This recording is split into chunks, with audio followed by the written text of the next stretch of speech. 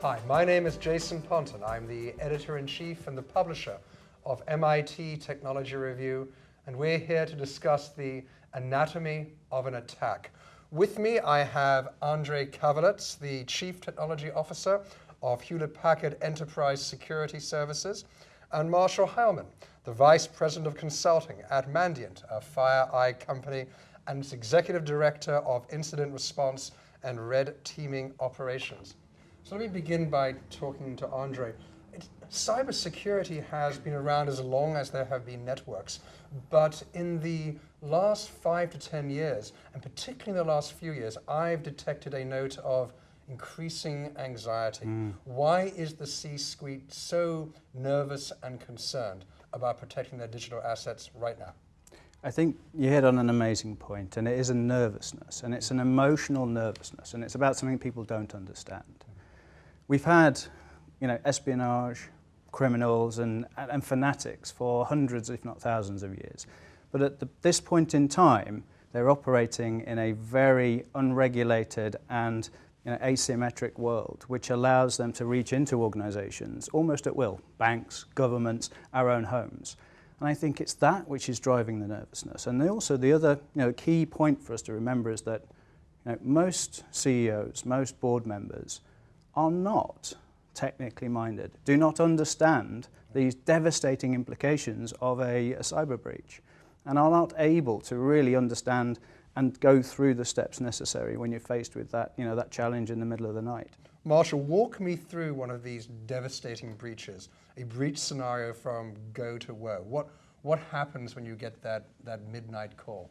So the first thing I really should point out is that every breach is a little bit different, and every company treats it a little bit differently.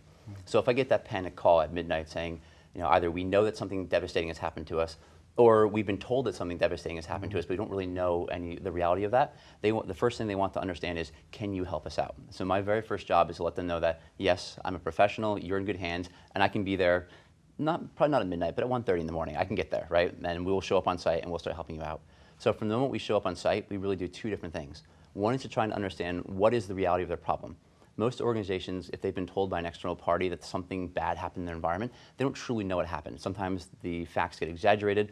Sometimes we're a little bit underwhelmed by what we're told. We really don't know. So we try and sort out fact from fiction to start really helping the organization. The second thing we do is to meet with the senior technical leaders and the senior business leaders and executives to walk them through the processes they're about to find themselves in. So everything from letting them know that an investigation could take months sometimes, it's not just weeks. Letting them know that the attacker may be in their environment right now stealing data, and that's the reality of the situation. Letting them know that this may become a very public breach, in which case they're going to have to start dealing with the public perception problem as well as just the problem of what's actually in their environment. And we start dealing with public perception, it gets a little bit more hazy. Because instead of doing what's always right for the investigation, you start doing what's right for the investigation as well as what's right for public perception, which is not necessarily the same thing. Andrei, what are the immediate questions that CEOs, CIOs, and CISOs face when they first hear about a breach? I mean, first of all, there is a very important and vital period. That first 48 hours of a breach are really important, as they are in any crisis situation. So really, the first steps you go through are it's an understanding. It's understanding what happened, sitting down with your team, and really that's the point at which you shouldn't be facing these questions for the first time, right? This is the point at which, you are operating in a very structured environment where you have had your response plan, your crisis planning has already been developed. So you sit down and you've got representatives of the business, you've got representatives from your technical community, the cybersecurity professionals, you've got law enforcement, communications, all of these people come together to give you a composite picture of both what has happened, what is happening in your environment, and the implications and the impacts on your enterprise, on your organization, and those of your consumers.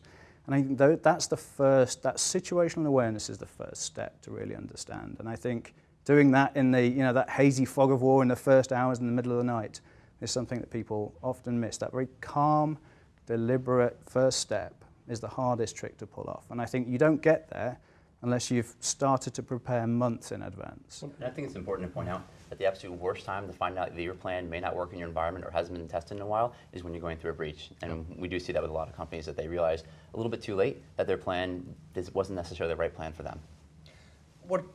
I guess what shocks me, and this is a question for both of you, if cyber attacks are a given, explain why it's so hard to prevent these breaches and why companies are still addressing some of these malware attacks 5 to 10 years after we first started hearing about them. Andre? I think there's three big competing challenges in cybersecurity, and I think it talks directly to your question. A very well-trained, well-funded, well-coordinated adversary who have a structural advantage against us. A fractured and somewhat difficult to navigate global regulatory landscape, and a brand new evolving digital landscape, and you collapse all of those together, and it's very hard for an organization to not only understand their risk, but then to invest appropriately. And I think that's the key.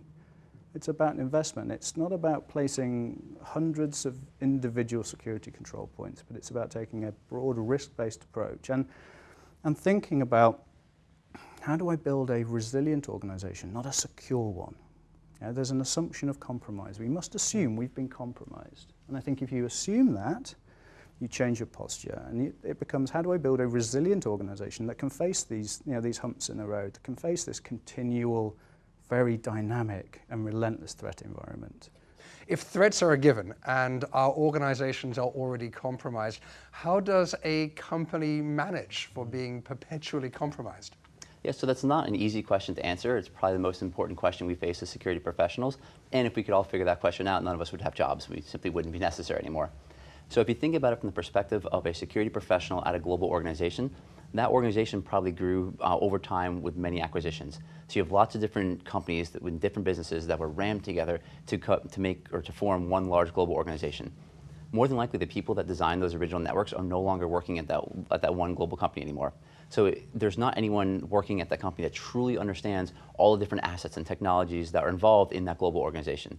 That combined with the explosion of digital technologies, as you pointed out, and users, myself included, feelings of ownership of our devices, right, and wanting to have complete control over them, or also known as like the bring your own device type mentality, you have security professionals that now have to protect against every possible vulnerability under the sun in their organization, and they simply don't have the manpower or the time to do so.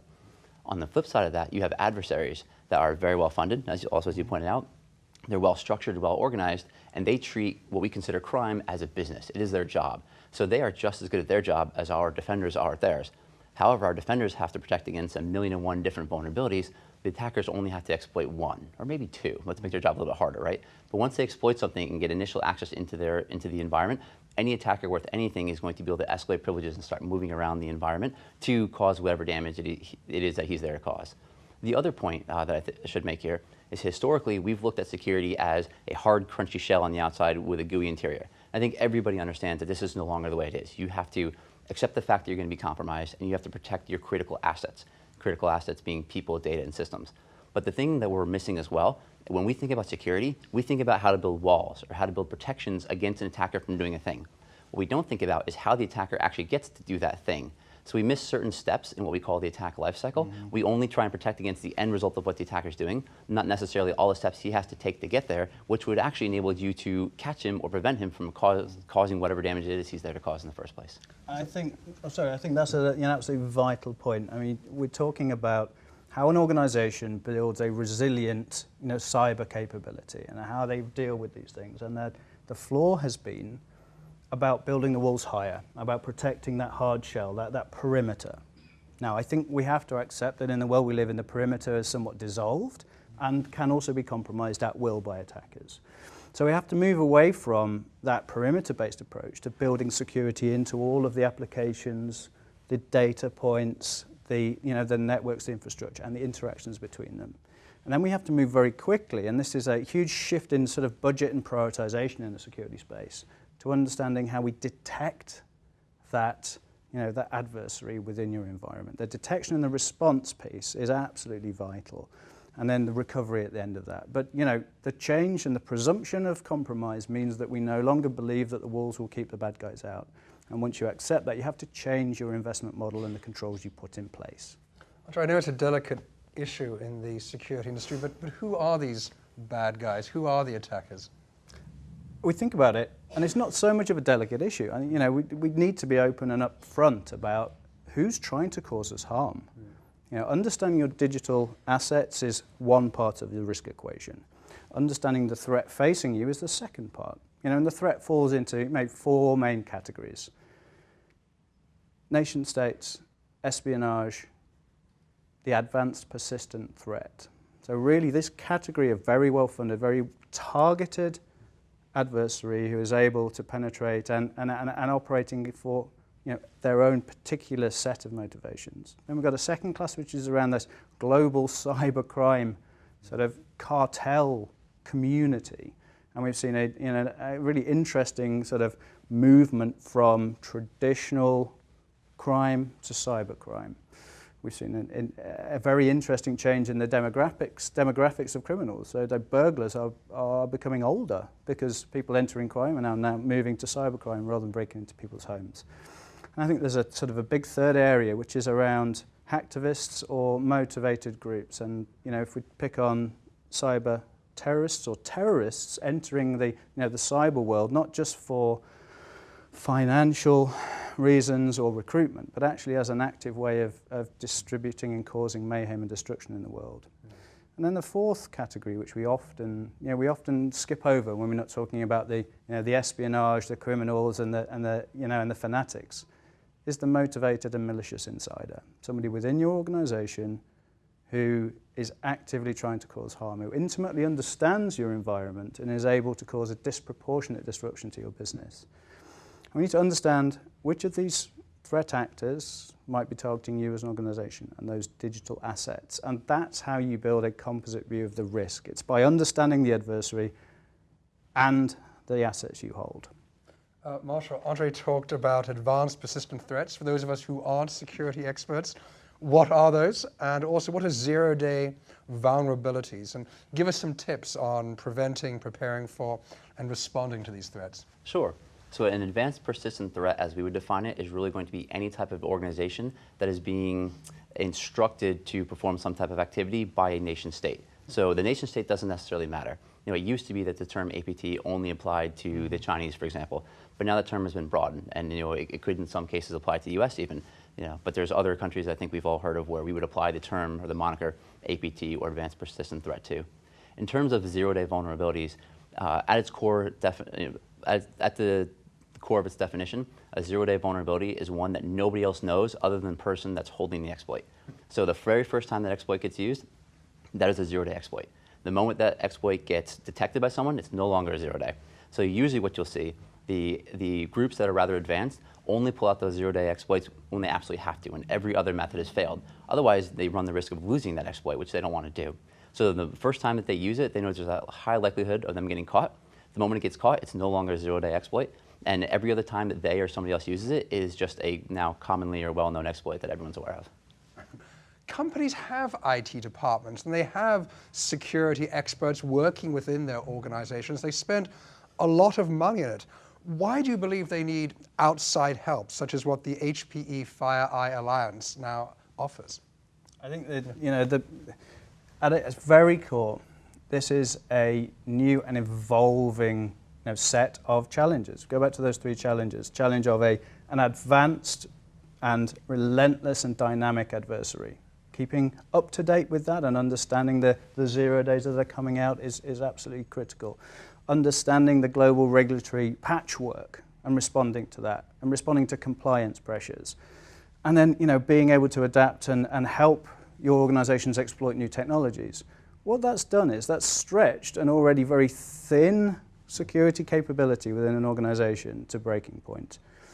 So being able to develop a composite view of global threat and risk, and then respond jointly in the moment of compromise where you are at your most vulnerable, where you haven't trained for this adequately, you don't understand the implications, and you're being targeted by an adversary who is naturally and systemically more adept at breaking in and changing those digital assets. Very few organizations have the wherewithal, the capabilities, and the assets to respond to that in real time.